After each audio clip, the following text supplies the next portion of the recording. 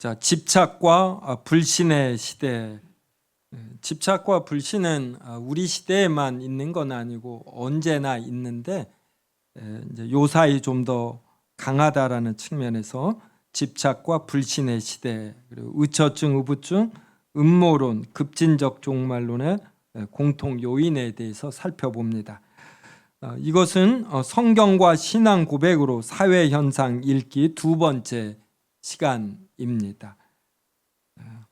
또 세 번째 시간도 또 곧 가질 예정입니다. 서론입니다. 네, 우리 서론을 준영 형제가 한번 읽어주세요.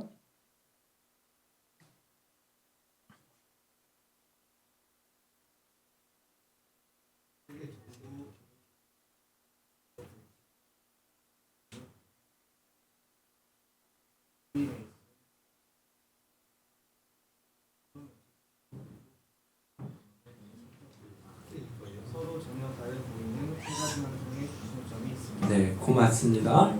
첫 번째, 확증 편향. 자신이 믿고 싶은 증거만 수집하고 반대 증거는 모조리 조작이나 거짓으로 치부합니다.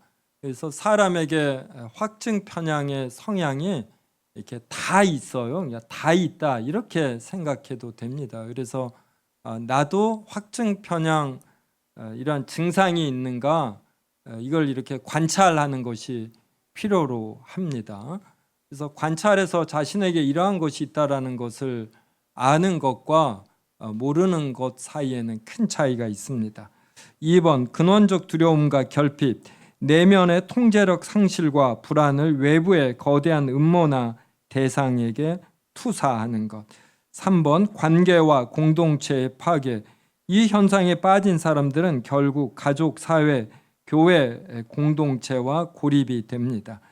인지 부조화인데 자신의 신념이 현실과 충돌할 때 신념을 바꾸기보다 현실을 왜곡하여 해석하는 심리입니다. 그러니까 여우가 나무에 달린 감을 따먹고 싶었는데 너무 높아서 못 따먹는 겁니다. 그래서 포기하고 돌아가면서 저 감은 신 것이 확실해 이렇게 해석하는 거예요. 근데 우리가 그냥 못 따먹으면 못 따먹은 걸로 딱 인정을 해야지 저 감은 쉬어서 따먹어봐야 맛이 없다 이렇게 할 필요가 없는 것입니다. 5번, 모든 사건을 하나로 연결. 반증이 나와도 믿음을 버리지 않음. 자신만 진실을 안다고 생각. 다른 사람을 쉽게 속았다고 판단. 두려움과 분노의 확대.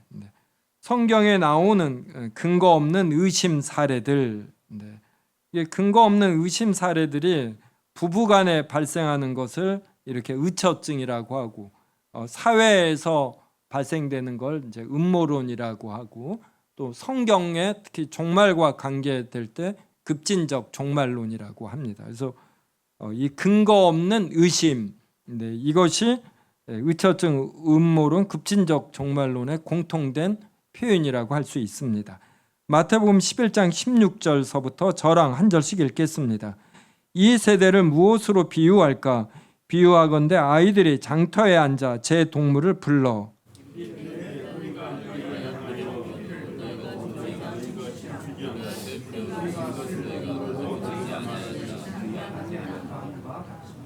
요한이 와서 먹지도 않고 마시지도 아니하며 그들이 말하기를 귀신이 들렸다 하더니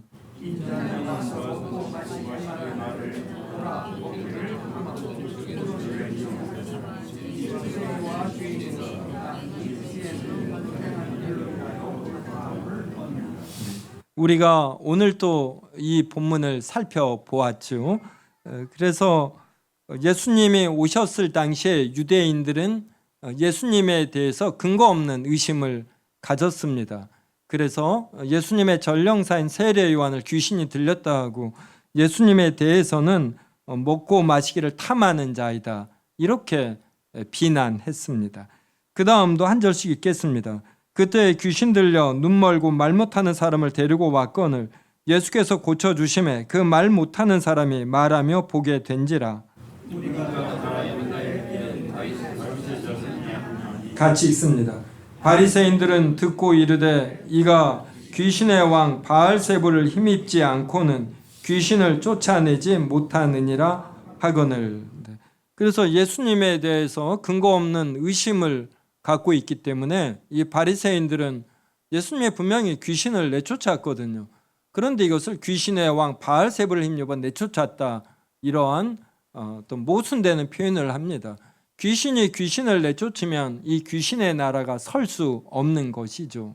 그래서 우리가 누구랑 대화하거나 어떤 사회 현상을 읽을 때 자신에게 이러한 논리의 모순이 있는가, 이것을 파악하는 것이 중요합니다. 그래서 우리는 이런 걸 파악할 때 하나님 앞에서 자신의 논리를 살펴보는 것이에요. 그럴 때 남에 대한 불편한 감정이나 이러한 것을 고려하지 않고 현상 자체를 맑게 바라보는 것입니다.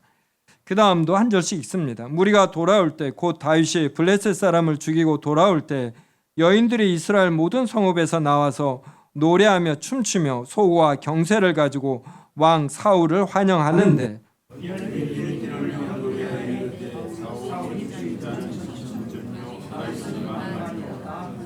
같이 읽습니다. 사울이 그 말에 불쾌하여 심히 노하여 이르되 다윗에게는 만만을 돌리고 내게는 천천만 돌리니 그가 더 얻을 것이 나라 말고 무엇이냐 하고. 네, 이것도 오늘 설교 중에 살펴보았습니다. 그러니까 사울의 문제점은 이 왕권에 대한 집착인 것이에요.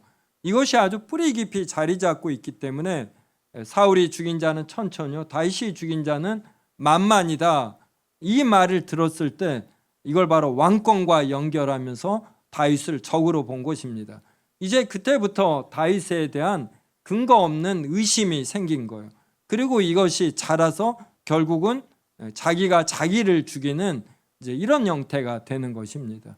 그래서 이 사울 악만이 아니라 우리 근현대사에서의 조선시대의 왕들이나 그리고 어떤 해방 이후에 대한민국의 대통령들을 보아도 이런 현상이 일부 있음을 우리가 알 수 있어요.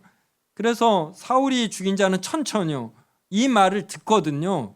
그러면 여기에 나오는 반응, 사울이 어떤 왕권에 대한 집착으로 다윗을 경계하는 거, 이거를 일종의 견물생심이다, 이렇게 볼 수 있는 거예요. 우리가 좋은 물건을 보면 갖고 싶거든요. 그러니까 사울이 죽인 자는 천천히요, 이 말을 들을 때 첫 번째 생기는 감정, 이걸 자기가 관찰해야지 돼요. 그러면 이 감정이 어디에서 나오는가, 더 깊은 욕심이 있는 거잖아요. 이것을 관찰해내고 이 부족함을 자기에서 찾는 사람은 전부 다 인격자가 됩니다. 근데 사울은 자신이 이러한 감정 가진 것을 다윗에게서 찾은 것이에요. 그래서 다윗은 잘못도 안 했습니다. 근데 사울이 스스로 그를 의심하고 나쁜 자로 만들었어요.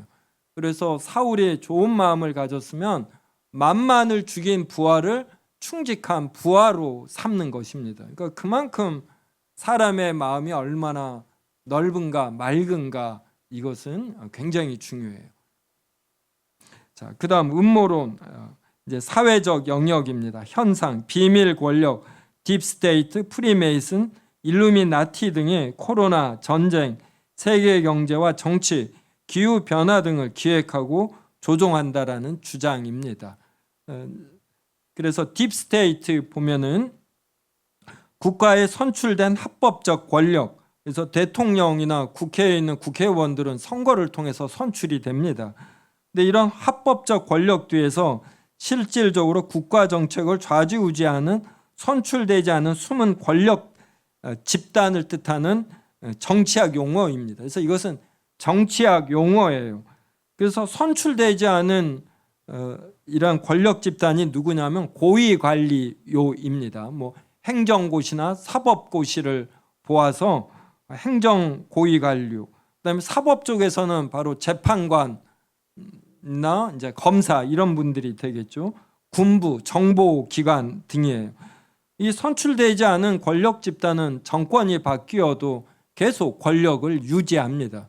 그래서 선출되지 않은 고위 권력 집단이 그 나라를 좌지우지한다, 이제 이러한 시각이에요. 이러한 것은 터키나 이집트처럼 군부가 정권을 잡고 있는 데에서 처음 생긴 용어입니다. 그래서 처음에는 군부와 정보기관이 정권이 바뀌어도 막강한 영향력을 행사하는 현상을 설명하기 위해 이러한 군부가 강한 튀르키예나 이집트에서 사용되었습니다. 2016년 미국 대선 전후로 대중화되었습니다. 현대 음모론에서의 딥스테이트는 단순한 고위 관료 집단을 넘어 글로벌 엘리트, 금융자본과 주류 언론, 빅테크 기업 등의 연합체로 확장되었습니다. 이 연합체가 자신들의 이익을 위해 전쟁과 전염병을 기획하고 세계 시민을 통제하려는 거대한 음모의 주체로 묘사됩니다. 이런 주장들은 대부분 객관적으로 입증되지 않았습니다. 그 다음 프리메이슨입니다. 딥스테이트보다는 이 프리메이슨에 대해서는 뭐 한두 번쯤 들어보셨을 것이에요. 16, 17세기 영국에서 시작된 중세 석공 길드의 기원을 둔 상호 친목 단체입니다. 그 당시는 이제 석공들이 어떤 건축업에서 중요한 역할을 했고 그래서 상당한 이런 경제력을 유지했습니다. 그러니까 그들이 어떤 조합을 만들겠죠. 그러니까 길드가 일종의 이런 조합이다 이렇게 생각하면 됩니다. 1717년 런던에서 현대적 조직이 만들어졌고 이후 국제적 친목단체로 발전했습니다. 그런데 계몽주의 시기를 거치며 지식인, 정치인, 기업인, 군인, 학자 등이 모여 자유주의, 박애주의, 합리주의를 논하는 사교 클럽으로 발전했습니다. 조지 워싱턴, 윈스턴 처칠, 모차르트 등 역사적 위인들이 회원이었던 것은 사실입니다. 회원제로 운영되고 의식, 그러니까 가입 의식 같은 것이 있어요. 그리고 상징을 사용합니다. 프리메이슨의 존재 활동이 자주 논란이 되고 이에 대해서 여러 추측이 있는데 이렇게 된 이유는 회원 명단이 전부가 아니라 일부만 공개되고 가입 의식이 비공개적으로 이루어지고 회원들끼리만 아는 악수나 수신호를 사용하기 때문입니다. 이 비밀주의가 대중에게 막연한 공포와 호기심을 자극했고 세계 정치와 경제를 뒤에서 조종하는 비밀 결사라는 이미지로 와전되었습니다. 그러나 지금까지 이러한 거대 세계 지배 계획이 실제로 존재한다는 객관적인 증거는 확인되지 않았습니다. 그 다음 일루미나티입니다. 1776년에 독일 바이에른 지방의 교수 아담 바이스하우프트가 잉골슈타트에서 설립한 바이에른 광명회라는 비밀 결사입니다. 영어로 이 바바리안이 독일 바이에른 영어 명이에요. 그래서 바이에른에 있는 일루미나티, 일루미네이션 뭐 이렇게 비추다 뭐 이런 의미잖아요. 그래서 당시 가톨릭 교회의 절대적인 권력과 봉건 체제에 반대하며 이성과 계몽을 통해 사회를 개혁하고자 했던 엘리트 지식인들의 모임이었습니다. 그러니까 이성을 중시하니까 계몽주의, 반미신, 합리주의 등을 추구했습니다. 그러니까 이런 면에서 이성을 강조한 면에서는 프리메이슨, 일루미나티 등이 이렇게 거의 같습니다. 그러나 정부와 교회의 탄압을 받아 결성된 지 약 10년 만인 1785년에 공식적으로 완전히 해산되었습니다. 18세기 후반 프랑스 혁명이 일어나자 일부 보수주의 학자들이 이 거대한 혁명의 배후에 일루미나티가 있다라는 폭로성 책을 쓰면서 음모론이 시작되었습니다. 역사적으로는 이미 사라진 단체임에도 현대 음모론에서는 프리메이슨의 상위 조종기관 혹은 세계 정부를 세우려는 그림자 세력의 대명사로 소환되고 있습니다. 여기에는 세계 금융, 전쟁, 언론, 연예계, AI, 백신, 국제기구 등 거의 모든 현상을 연결하는 주장들이 포함되기도 합니다. 하지만 이러한 주장들은 신뢰할 만한 증거로 입증되지 않았으며 여러 서로 다른 사건을 하나의 거대한 비밀 조직으로 연결하는 방식인 경우가 많습니다. 그렇다면 이러한 사회적 측면에서의 음모론의 본질은 무엇인지 동그라미 2번으로 살펴봅니다. 사람은 복잡한 현실보다 모든 일을 누군가가 계획했다라는 설명을 더 쉽게 받아들이는 경향이 있습니다. 또한 사람은 관련 없는 사건도 하나의 이야기와 패턴으로 연결하려는 성향이 있습니다. 그래서 사람은 패턴을 좋아해요. 그래서 몇 가지 사건의 공통점을 찾아 패턴화하고 이 패턴화로 다른 현상들도 읽으려는 성향이 사람에게 있습니다. 선거, 전쟁 등의 불안이 클수록 음모론이 크게 늘어나는 현상이 여러 연구에서 보고되었습니다. 그래서 이것은 사회과학적 통계예요. 그래서 그 나라의 전쟁이나 선거나 뭐 지진이나 여하의 중요한 사건들이 일어나면은 뭐 코로나 19라든지 그러면 또 음모론이 등장하곤 합니다. 그리고 이제 제가 이러한 인식에 관심이 있으니까 이런 뭐 박원순 씨가 죽었을 때, 노무현 전 대통령이 죽었을 때, 그리고 부산에 있었던 우리 국회의원 한 분도 스스로 돌아가신 분이 있잖아요. 갑자기 이름이 생각이 안 나네요. 네, 장제원 씨. 이런 분이 이제 돌아가실 때 꼭 음모론이 있습니다. 정말 어떠면 그렇게 한결같이 음모론이 있는지 스스로가 아니라 누가 뒤에서 떠밀었다라든지 그리고 여기에 관한 증거들을 쭉 나열을 합니다. 이렇게 주장하는 분 중에 제 친한 분도 있었어요. 그래서 얼마나 놀랐는지. 그리고 우리는 커밍아웃을 동성애임을 밝힐 때 커밍아웃 쓰는데 이 커밍아웃은 본인이 신분이 그리고 본인의 이념이 무엇인지 밝히면 이걸 이제 커밍아웃 한다고 하는데 미국 NBA의 샤킬 오닐이라는 거대한 센터 선수 아셔요? 샤킬 오닐. 네, 정말로 덩치가 크고 아주 뛰어난 농구 선수입니다. 이 사람이 10년 전인가 15년 전에 커밍아웃을 했어요. 뭐에 대한 커밍아웃이냐면 요 지구는 평평하다. 플랫하다. 이 커밍아웃을 했습니다. 그래서 지금도 지구가 넓적하다라고 믿는 사람들이 많이 있어요. 그리고 달에 이런 미국 성조기가 펄럭이거든요. 거기는 공기가 없는데 어떻게 펄럭이냐 하면서 이것은 지구상의 어느 지역에서 임의로 찍은 것이다. 그래서 미국 나사는 달에 우주선을 착륙한 적이 없다. 이렇게 믿는 사람의 비율이 한 5에서 10% 정도가 됩니다. 그래서 제가 이렇게 음모론이나 인식에 좀 관심이 있어서 보니까 좀 큰 일이 있으면 이렇게 언론이 보도하는 것과는 반대로 생각하는 비율이 늘 존재하곤 합니다. 3번 위험성, 합리적 이성과 소통을 거부하고 타인을 속고 있는 어리석은 대중으로 봅니다. 4번 맹점, 음모론자들은 비밀 권력에게 이렇게 엄청난 일을 할 수 있는 능력이 있다고 봅니다. 그러나 신자는 사실과 증거를 분별하려는 자세와 하나님의 주권을 신뢰하는 믿음을 가져야 합니다.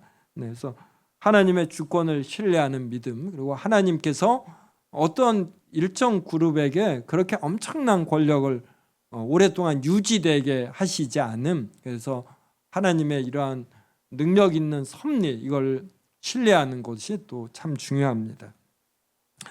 확인되지 않은 주장으로 사람을 정죄하거나 두려움을 조장하기보다 범사에 하려 좋은 것을 취하라는 말씀에 따라 우리는 분별해야지 됩니다. 그래서 저는 우리나라가 공적으로 내린 결정, 이것을 일단 우선으로 받아들여요.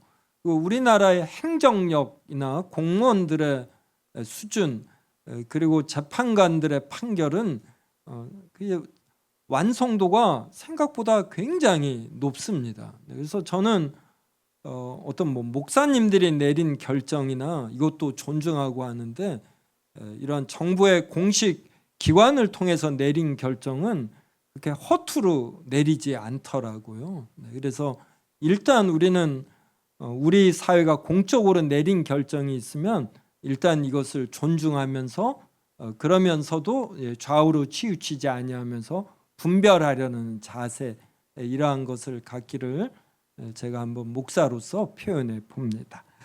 그 다음 이제 의처증, 의부증이에요. 그래서 근거 없는 의심이 개인과 관계적 영역에서는 이렇게 의처증, 의부증으로 드러납니다. 현상은 의처증, 의부증은 배우자가 부정행위를 한다는 객관적 증거가 없는데도 끊임없이 의심하는 상태를 말합니다. 모든 의심이 잘못된 것은 아닙니다. 실제로 배우자의 부정행위가 존재할 수도 있습니다. 문제는 충분한 증거 없이 자신의 추측을 사실로 확신하는 것입니다. 이러한 사고방식은 일반적인 음모론과 유사한 구조를 가집니다. 우연한 사건도 의심의 증거로 해석하고 반대 증거가 나와도 믿지 않고 모든 행동을 자신의 가설에 맞춰 해석하고 시간이 지날수록 의심이 더욱 강화됩니다. 예를 들어 배우자가 휴대전화를 잠시 보지 못한 상황도 증거를 숨기는 것이다 라고 해석하고 친절하게 행동하면 죄책감 때문이라고 생각하며 무심하게 행동하면 마음이 떠났기 때문이라고 해석합니다. 결국 어떤 행동도 자신의 의심을 깨트리지 못하는 구조가 됩니다. 음모론도 비슷한데 자신이 믿는 결론을 먼저 정한 후 모든 사실을 그 결론에 맞춰 해석하려는 경향이 나타납니다. 성도는 먼저 결론을 정하는 사람이 아니라 사실과 증거를 신중하게 살피는 사람이 되어야 합니다. 그러니까 바리새인들이 예수님이 싫으니까 예수님이 귀신을 내쫓은 것, 이것도 귀신의 왕 바알세불의 힘을 입어 내쫓은 것이다라고 이상하게 해석을 하는 것이에요. 그래서 우리는 이러한 사례를 보면서 내가 어떠한 사람이 싫다고 할 때 그가 행하는 말과 어떤 의도까지 전부 다 의심하면 안 되는 겁니다.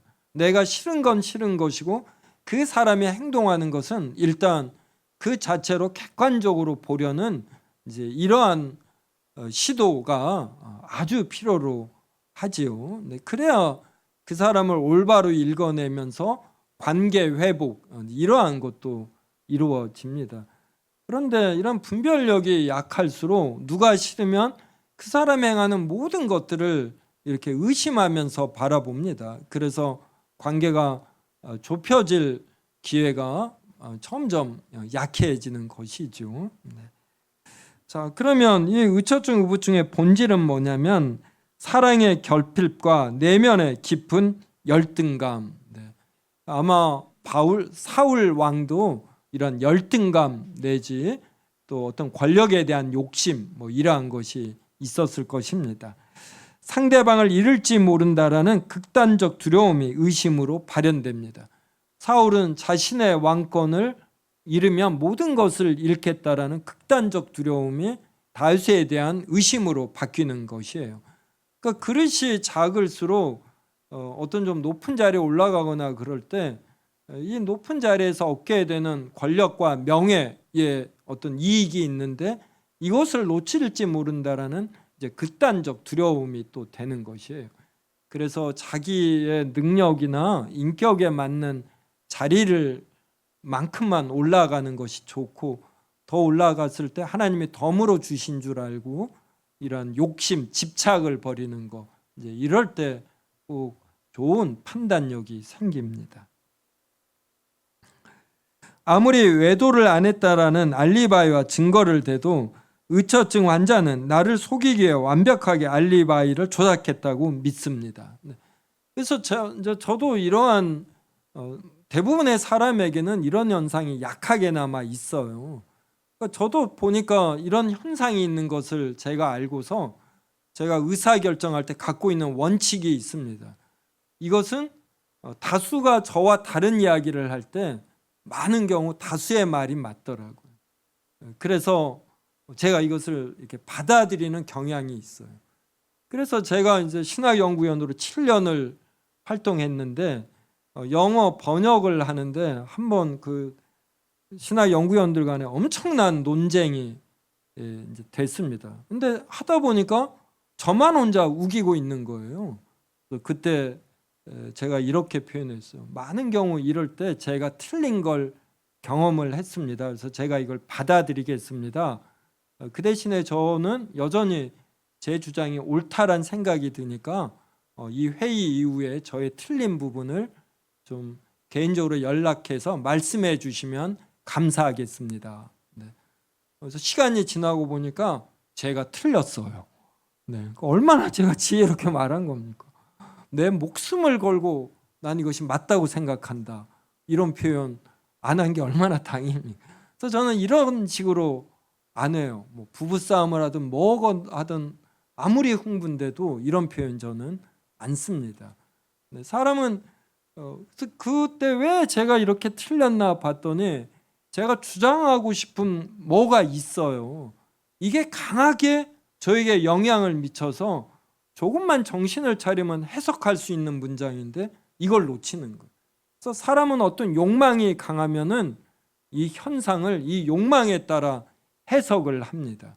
이렇게 사람의 해석력과 분별력은 약한 것이거든요. 그래서 주변에서 이렇다 하면은 이럴 가능성이 높으므로 자신의 전제와 논리를 내려놓고 이에 따라 생각해 보려는 거, 이게 꼭 필요로 합니다. 그래서 자기만 잘난 것이 절대로 아니에요. 특히나 자신이 이런 판단력이 좀 떨어지는 경험을 여러 번 했으면 이제 더 겸손하고 더 낮아져야 합니다. 자, 3번 위험성. 가장 안전해야 할 가정을 지옥으로 만들고 사랑이란 이름으로 상대를 파멸시킵니다. 그래서 의처증, 우부증에 걸린 가정 보면 정말 상당히 파괴되어 있어요. 그래서 이것이 정신적 병리 현상이라는 것이 연세가 80세가 넘어도 85세가 넘어도 의처증, 우부증이 있어요. 제 친구 부모님이 그러셔서 제가 아주 실감을 했습니다. 자, 맹점은 뭐냐면 배우자가 그 짧은 시간과 상황에서 자신을 속이며 외도한다고 여깁니다. 그래서 의처증이나 우부증에 걸린 사람은 이제 자신의 아내가 3층 연립에 삽니다. 그래서 음식물 쓰레기를 버리러 1층에 내려가요. 1층에 내려갔다 올라왔거든요. 근데 이 짧은 사이에 다른 남자를 만났다라고 생각을 하는 거예요. 그래서 자신의 배우자에게 엄청난 능력이 있다고 생각합니다. 그래서 이 음모론도 이 프리메이슨이나 딥스테이트 같은 데가 엄청난 능력이 있다고 생각해요. 그래서 이런 뭐 코로나 같은 것을 만들어내고 또 백신을 만들어서 백신 접종자들로 하여금 어떤 위험에 빠지게 하고, 근데 의학적으로 백신이 지니는 위험성이 있죠. 이것은 우리가 인정해야지 됩니다. 근데 이것을 더 이제 지나쳐서 어떤 단체가 이 모든 것을 기획했다라고 하는 것은 그 단체에 엄청난 능력을 안기는 것이에요. 그래서 우리가 조금 더 냉철하게 생각하면은 좀 깊이 빠져들어가지 않을 수 있습니다. 자, 5번 급진적 종말론. 이게 이제 종교적 영역으로 가면은 음모론이 급진적 종말론이 됩니다. 현상, 특정 연도에 세상이 끝난다고 여겨 날짜를 계산합니다. 그래서 날짜에 많이 집중하는 분들이 좀 이런 현상이 있어요. B, 모든 국제 정세를 전쟁, 팬데믹, AI, 유럽 여담, UN, 전자화폐 모두 짐승의 표라고 주장. 그래서 모든 국제 정세를 계시록과 연결시킵니다. 특정 사건을 마지막 징조로 해석하는 경향이 있습니다. 그리고 적그리스도를 특정 인물로 단정합니다. 그래서 나폴레옹, 히틀러, 스탈린, 고르바초프, 교황, 또 EU 또 그렇게 봐요. 또 미국 대통령들 중 몇 명. D, 신앙보다 공포를 조장합니다. 본질은 무엇이냐면 현실 도피적 심리입니다. 불확실한 미래에 대한 공포를 나만 아는 비밀스러운 종말 지식으로 덮으려는 영적 교만에 속하기도 합니다. 위험성, 하나님의 주권과 일상의 거룩함을 부정하고 공포를 동력 삼아 신앙생활을 하는 것입니다. 역사적 대표 사례는 1992년 다미 선교회 휴거 소동입니다. 1992년 10월 28일 밤 12시에 예수님이 재림하여 성도들이 하늘로 올라간다고 주장했습니다. 수많은 청년과 성도들이 학업, 직장, 가정을 버리고 흰옷을 입고 모여 통곡하며 기도했습니다. 제가 이때가 영국에서 공부할 때예요. 그 많은 유학생 교수들이 한국에서 온 저에게 관심이 도무지 없었습니다. 근데 영국에서도 이걸 엄청 떠들었어요. 뉴스 시간에. 그러니까 이때 저에게 한국에서 왔다고 관심을 보이더라고요. 네, 그만큼 이게 세계적인 사건이었습니다. 이제 6번 분석. 예측이 틀렸는데도 왜 그들은 더 맹신하는가? 1. 중요한 질문. 다미 선교회처럼 예언이 틀렸거나 의처증의 반박 증거가 완벽하게 밝혀졌는데도 왜 사람들은 그 음모와 망상에서 쉽게 빠져나오지 못할까요? 사회 심리학은 이를 인지 부조화 이론으로 설명합니다. 인지 부조화란 인간은 자신이 가진 신념과 눈앞에 펼쳐진 실제 현실이 다를 때 극심한 정신적 고통을 느낍니다. 현실을 바꾸는 두 가지 방식, 합리적 수정, 성숙한 태도입니다.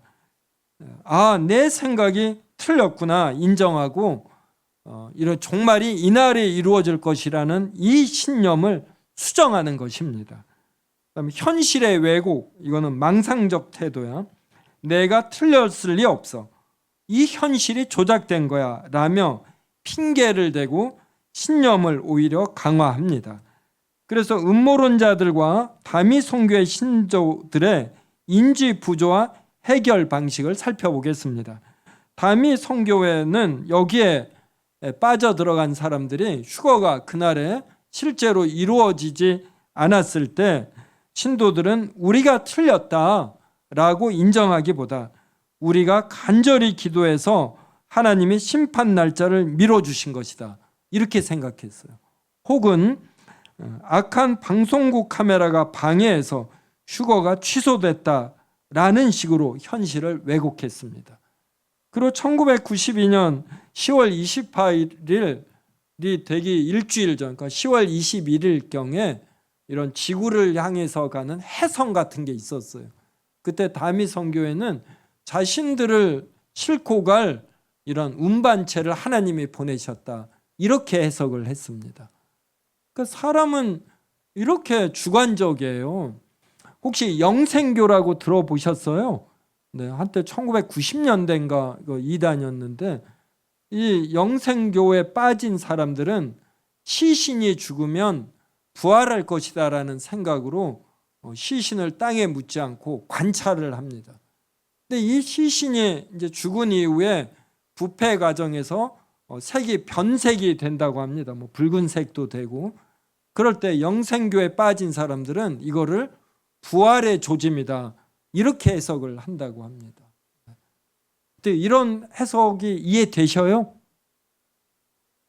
저는 너무 이해가 돼요. 왜냐하면 제가 어떤 전제를 갖고 음식을 보거나 어떤 현상을 보면 이 전제에 따라 해석하는 걸 제가 봐요.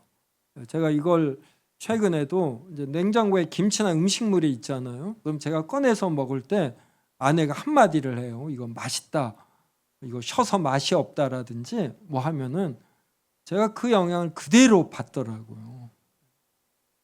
정말 여자는 무섭지요. 그래서 제가 이런 거를 제가 많이 경험을 해요. 주변에 두세 사람의 공통된 표현이 저의 이 관찰에까지 큰 영향을 미치고 이러는 것입니다. 그러니까 우리는 이 시간을 통해서 내가 무엇에 대하여 판단할 때 나는 무엇에 근거해서 판단하는가, 그러므로 내 판단은 얼마나 객관성이 있는가, 이런 거를 한번 더 생각해 보면 좋습니다. 네, 그러면 분별력이 많이 생깁니다. 네. B. 내 재산과 인생을 다 바쳐 믿었는데 그것이 가짜였다는 충격을 감당할 수 없기에 오히려 더 강한 음모론을 만들어 자신을 정당화합니다. 의처증 환자가 바람 피운 증거가 없다는 팩트를 마주했을 때 증거가 없다니 내 배우자가 이토록 치밀하고 무서운 인간이구나 라며 음모를 더 키우는 것과 정확히 같은 원리입니다. 그 의처증에 걸린 사람은 부인에게 엄청난 능력이 있다고 여기는 거예요. 그러니까 이런 것들이 잘못된 논리잖아요. 예수님이 귀신의 왕 바알세불을 힘입어 귀신을 내쫓았다. 말도 안 되는 거잖아요. 7. 성경과 개혁주의 비평. 이 모든 현상은 결국 하나님의 통치에 대한 불신과 인간 마음의 병증에서 기원합니다. 성경의 명확한 경고, 다미 선교식 종말론에 대해서 성경은 그러나 그날과 그때는 아무도 모르나니 아들도 모르고 오직 아버지만 아시느니라. 여기서 이 아들이 모른다라는 것은 인성의 측면에서 모른다라는 거예요. 인성. 예수님을 인자를 모독해도 괜찮지만 성령을 모독하면 안 된다 그랬잖아요. 그래서 인자를 부정한다라는 것은, 거부한다라는 것은 예수님의 사람의 모습이거든요. 그 사람의 모습 그것만 보면 예수님이 하나님의 아들이신 걸 판단하기가 거의 불가능하죠. 근데 우리가 예수님을 하나님의 아들이라고 하는 것은 성경과 성령님이 역사하셨기 때문에 우리는 예수님이 하나님의 아들이라고 보는 것입니다. 그래서 여기서 아들도 모른다라는 건 인성의 측면에서는 예수님도 모르는 거예요. 신성의 측면으로 그날과 그때를 알아요. 그래서 누가 종말의 때, 예수 그리스도의 재림의 때 이러한 걸 날짜를 말하면 성경이 분명히 이렇게 말하니까 우리는 이것을 이렇게 거부할 줄 알아야지 됩니다. 그리고 자신에게 이러한 욕구가 생길 때 우리가 성경보다 더 옳을 수 없어요. 그래서 내 관찰과 내 판단에 문제가 있음을 알고 이것을 절제하는 거, 이게 굉장히 필요로 해요. 그래서 우리는 많은 것을 똑 떨어지게 알고 싶은 이런 성향이 있습니다. 근데 이 호기심을 절제하는 거, 그래서 성경이 말하는 만큼만 말하고 말하지 않는 것에 멈출 줄 아는 이런 절제가 꼭 필요합니다. 그다음 이 하나님의 주권과 일반 은총에 대한 신뢰, 이건 이제 음모론에 대해서 우리가 가져야 할 자세입니다. 세상 권력이 아무리 악해 보여도 역사의 최종 주관자는 하나님이십니다. 또한 하나님은 일반 은총을 통해 사회의 법과 제도를 유지하십니다. 시스템을 향한 무조건적인 광신적 불신은 하나님의 섭리를 불신하는 것과 같습니다. 그래서 행정법 하는 분들이 그래요. 헌법은 바뀌어도 행정법은 안 바뀐다. 그 상황에 따라서 행정법의 일부가 이제 바뀌겠지만 기본적인 원리의 행정법은 안 바뀐다. 이러한 뜻이에요. 그러니까 그만큼 한 국가가 구축해 놓은 시스템이나 그리고 노하우나 그리고 불신자일지라도 하나님이 주신 양심 같은 게 있거든요. 이것이 오랜 시간 이런 공개적인 과정을 통해서 축적된 거, 이런 것을 너무 쉽게 우리가 또 무시하면 안 되는 것입니다. 그래서 욥기에서도 보는 것처럼 사탄도 하나님의 통제를 받고 하나님의 통제하신 범죄에서만 사람을 시험합니다. 3번, 온전한 사랑은 두려움을 내쫓는다. 의처증, 우부증 성향이 자신에게 있으면 이렇게 한번 생각해 보라 이 말이에요. 사랑 안에 두려움이 없고 온전한 사랑이 두려움을 내쫓나니. 그래서 성경적 부부관계는 집착과 감시가 아니라 그리스도가 교회를 사랑하듯 신뢰와 자기 희생 위에 세워집니다. 그래서 의처증, 우부증 성향이 있는 분은 이제 이것만이 아니라 다른 면에서도 나에게 기본적으로 의심하는 성향이 있지 않는가, 이걸 살펴봐야지 돼요. 그래서 자신의 성향이 어떤가, 이제 이거를 살피면 너무 좋습니다. 이제 그렇지 않고 자신이 무엇을 보고 이렇게 직관적으로 딱 느껴지는 어떤 느낌, 이제 이러한 거에 너무 비중을 두면 걷잡을 수 없이 빠져요. 그래서 제가 보니까 의처증, 우부증 있는 분은 다른 거에 대해서도 근거 없는 의심들을 갖는 걸 제가 여러 번 경험했습니다. 목회 사례로도요. 그 다음 4번, 내 망상이 아닌 기록된 말씀을 믿는 신앙. 그래서 이건 인지 부조화를 이제 이겨내는 겁니다. 인지 부조화에 빠진 인간은 자기 생각을 지키기 위해 현실을 왜곡합니다. 그러나 참된 신앙은 내 생각을 꺾고 하나님의 말씀에 나를 굴복시키는 것입니다. 내 신념이 성경과 다를 때 성경을 왜곡하는 것이 아니라 내 신념을 회개하고 고쳐야 합니다. 5번, 온전한 사랑과 일상의 신실함, 음모론과 의심, 급진적 종말론의 뿌리에는 두려움이 있습니다. 그리스도의 온전한 사랑이 우리 안에 들어올 때 이 두려움이 떠나갑니다. 진짜 건강한 성도는 날짜를 계산하는 자가 아니라 오늘 나에게 주어진 일상에서 이웃을 사랑하며 신실하게 사는 자입니다. 하나님의 도덕법을 일상에서 실천하는 것이 중요합니다. 하나님이 우리에게 주신 것은 두려워하는 마음이 아니요 오직 능력과 사랑과 절제하는 마음이니. 제가 1987년에 1월 16일, 남자는 군대 간 날짜 안 잊어버리잖아요. 1월 16일 논산에 입대해서 2달간 8주 훈련받고 이제 평택 캠프 험프리 가서 3주 훈련받고 평택 캠프 험프리에서 카투사로 근무했습니다. 그때 미군과 카투사들이 많이 싸워요. 이유가 미군들은 세계 1등 국민이고 우리나라를 지키기 위해 왔다라는 이런 자부심과 사명감이 있습니다. 근데 그 당시 이 카투사들은 정말 학벌이 좋았어요. 그래서 이 미군의 어떤 거부감이 있고 자신들을 무시하는 것을 감당하지 못합니다. 저도 그 문화에 있다 보니까 좀 미군들의 그 일등주의와 그리고 명령권이 미군에게 있거든요. 그 일반 미군 병사는 학벌이나 이것이 좀 떨어져요. 그러니까 좀 약간 무시하게 되고 그 마음 그대로 그때 배운 영어 실력 등이 도움이 돼서 영국 석사 공부하러 갔습니다.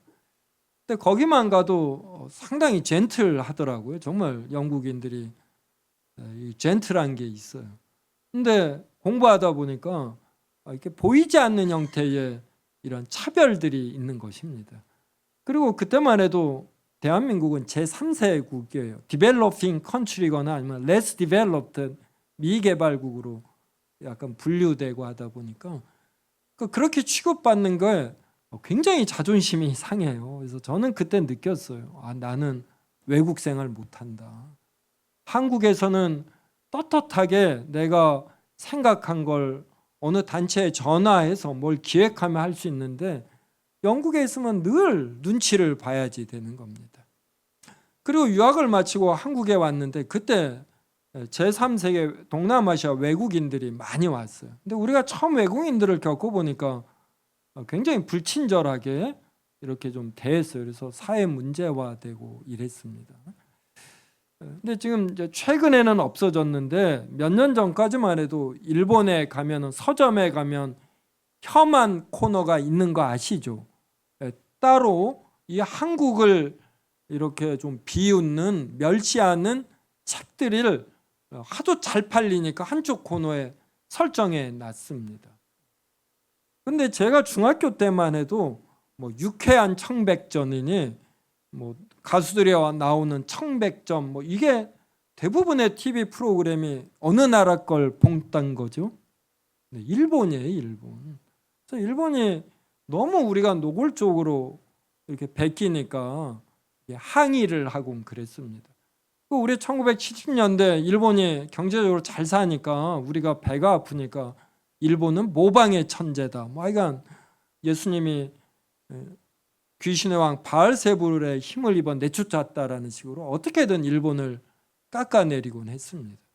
근데 이 평을 이제 우리가 경제 발전하면서 거의 이 과정을 비슷하게 겪더라고요. 그리고 우리의 TV의 프로그램을 지금 어느 나라가 그렇게 많이 모방합니까? 네, 중국이에요, 중국. 우리가 그 뭐라 그러죠? 중국 멸시하는 걸 뭐라 그러죠? 중국 멸시가 있어요. 저는 이게 너무나 부끄러운 겁니다. 우리가 일본에 당하고서 왜 우리가 중국에 이러는지. 특히 우리에겐 조소양 성도님이 있잖아요. 조소양 성도님이 대표 기도한 거 들어보셨어요? 그 처절해요. 자신은 중국 사람인데 한국에서 중국에 대해서 그렇게 멸시하니까 그게 너무나 마음 아프고 이런 것이에요.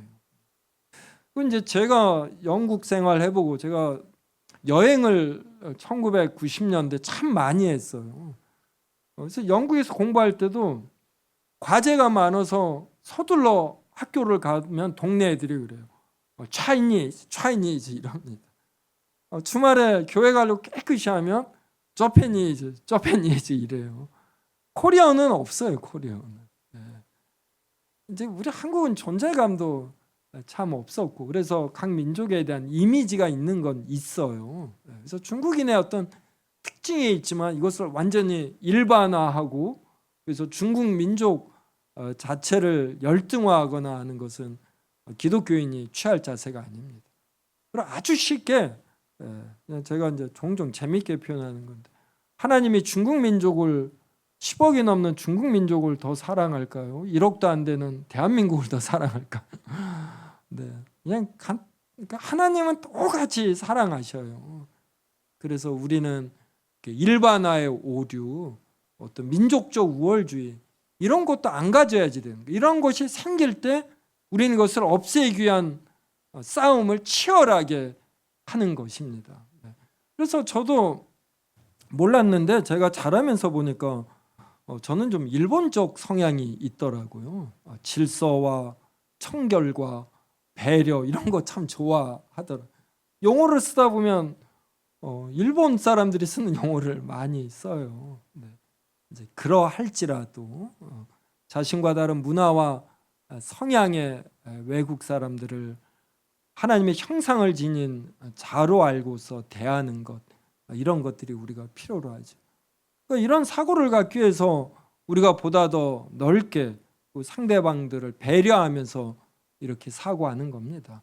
그래서 이런 시간을 갖는 것도 성경에 근거한 이러한 사고력을 우리가 강하게 갖기 위한 시도입니다. 자, 마지막으로 건강한 신앙의 기준 보겠습니다. 성경 전체의 가르침과 일치하는가. 항상 우리는 판단할 때 성경의 이런 세부적인 것이 아니라 성경 전체의 가르침과 일치하는가. B. 역사적 정통교회의 신앙 고백과 조화를 이루는가. 그러니까 성경 전체를 이해하기 위해서 우리가 웨스민스터 신앙 고백, 하이델베르 문답 이런 것들을 갖고 있는 거예요. C. 두려움보다 복음의 소망을 전하는가. D. 지도자가 아니라 예수님을 높이는가. 어떤 단체의 지도자가 아니라 예수님을 높이는가. E.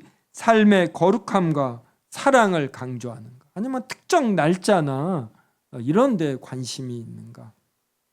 결론. 마음을 지키라. 유튜브 알고리즘이나 자극적인 커뮤니티 글이 내 생각을 지배하게 두지 말고 기록된 성경 말씀으로 마음의 중심을 잡아야 합니다. 이 분별하되 평안하라. 하나님이 주신 마음은 불안이나 두려움이 아니라 절제하는 마음입니다. 음모론과 급진적 종말론이 주는 공포 마케팅에 속지 마시오. 3. 신뢰를 회복하라. 하나님을 신뢰할 때 이웃을 신뢰할 수 있고 배우자를 믿어줄 수 있으며 어지러운 세상 속에서도 흔들리지 않는 평안을 누릴 수 있습니다. 네.